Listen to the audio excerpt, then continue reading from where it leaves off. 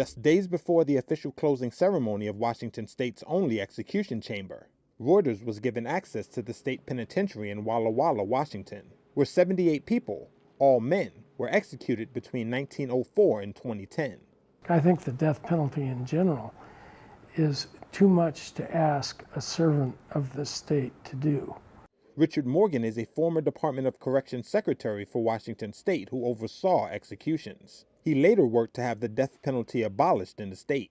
I care about these people that have to carry out their daily jobs, and asking anybody to kill someone is a bridge too far. I was on the Washington Coalition to abolish the death penalty board and worked to get to this moment, so I'm pretty happy about that.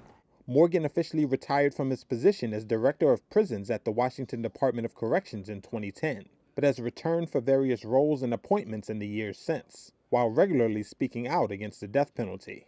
The legal justice system is flawed. It's a human invention, and innocent people do wind up in prison.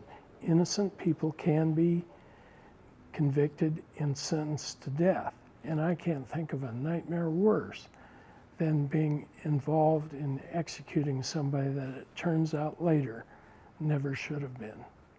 In 2014, during his first term in office, Washington Governor Jay Inslee announced that a reprieve would be issued for any death penalty case that reached his desk.